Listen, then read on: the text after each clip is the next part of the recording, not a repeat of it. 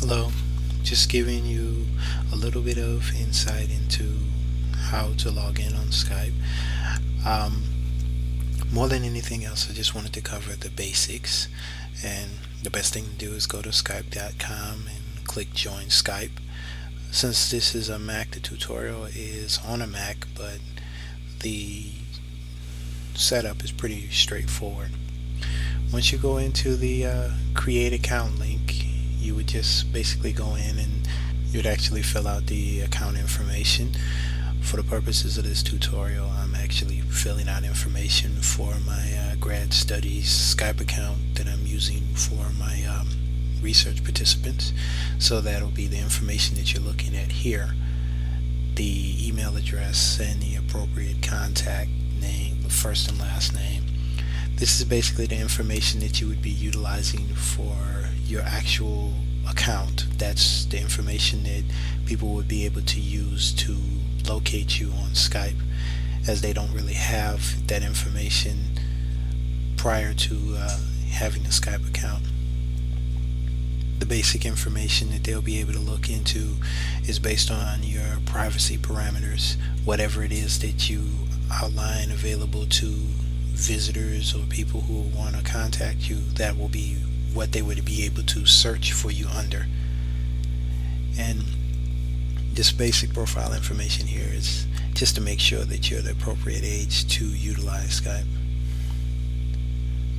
The mobile phone number is important for profiles purposes, but I don't really think that it is something that is needed per se. And as you can see here, that I'm not really going to put it in at this point. It still won't stop you from setting up the account. And unless you're paying for using this for businesses, it is a free service when you're utilizing it for mostly personal conversations. To be quite honest, that would be my suggestion for anyone utilizing this, unless they're using it for business purposes. Set up a Skype name and password, and make sure you put it on a sheet of paper or commit it to memory somewhere, as these are the basic bits of information that you need to log in for people to find you and to make sure that you can access your account yourself. And basic robotic information, just to make sure you're not a robot setting up an account erroneously. And as always, you got to read the privacy statement and agree.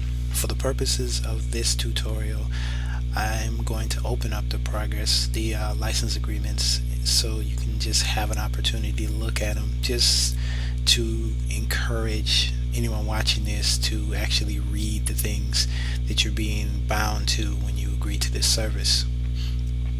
And as you can see, I already have an account if you're looking at my screen, so just gonna pretend to scroll through these agreements again and read over all of these privacy policies, terms of service, and license agreements, so on and so forth. All of this wonderful legalese that you'll be looking at when you set up your account.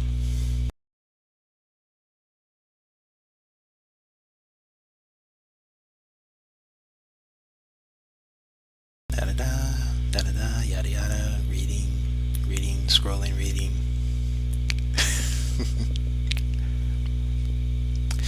Okay, everything's kosher, so we'll agree to the terms of service and be on our way. Now, on this screen, it actually shows that doesn't really show the verification, but once you've actually set up the account, you would be able to go to your email address and verify that the information has been processed and you can set up the account. And I'm showing an example here where you actually go into this email address. This is where I'd actually be looking at, because this is the email address that I've actually sent it to. It hasn't come in yet, but doesn't really matter because I actually have the Skype account on my screen, on my computer desktop already.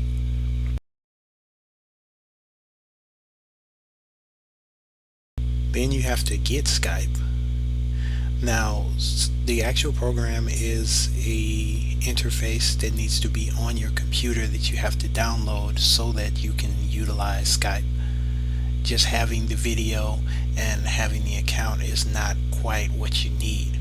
And as you see here, this is the screen where you can download the actual program for usage on your computer, and this is the interface for the purposes of a Mac program, well, for usage on a Mac. Now all of this information is on the Get Skype tutorial page, so anything that I've missed, they actually are pretty straightforward in walking you through it for both Mac and PC based formats. But as I said, I'm just kind of whizzing through this because it's already on the interface. I just wanted to walk you through the specifics so you'll know the basics of what you need to be doing. And here we have all of these accessories to make Skyping a little bit more entertaining and fun. Since I already have Skype up, I'm going to open it up on my desktop so you can get a quick glance at the interface, and I can briefly cover some of the most important information that you'd be utilizing on a regular basis. On a Mac-based format, this is what the interface on Skype looks like. As you can see, the basic menu functions, pretty much the same type of commands that you would see on any particular Mac-based window. I think what I'll do is do another tutorial at a later date for a little bit more elaboration on these details. I just want to make sure that you can get in and utilize it for basic operations. And here you have the basic notifications that you see on any instant message service, the online, away, don't bother me, and I'm here but you can't see me functions. And of course the offline function doesn't close up the program, it just shows you as offline to anyone else. And this is what my profile looks like, my mood, what I happen to be listening to, what I think, and a profile picture that you can look at when you actually search for me. And these are some of the people that I look at. Now your address book can have people that are not on Skype but actually have a phone number that you can call on Skype. The only thing about it is you can't video conference them unless they're a Skype user. You can use their phone to make an audio conference with them, just basically an online phone call, and in a few minutes you'll see me trying to contact someone who's not on Skype. You'll know that because the video button is grayed out, just like it is for Miss Ruiz. And at this point I'm gonna try and make a call to her, and this is what it looks like when it calls. But I don't have credits, which you have to purchase from Skype to make a call. Since I don't have credits, means nothing to try and call them. The only person I can call without credits is a Skype user. And this is the other button where you can actually dial a number that's not in your address book but you want to contact. Just a few of the other functions that you'll see on a regular basis. The contact page, clicking a new conversation, adding a contact that's not in your address book currently. And this window is basically looking at the people who are in my contacts that actually have Skype.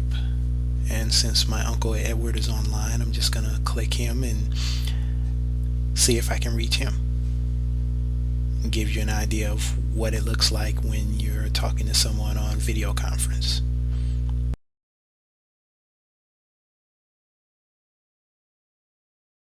The swirling comment, he's ringing, and if it reaches him, we'll be able to see him.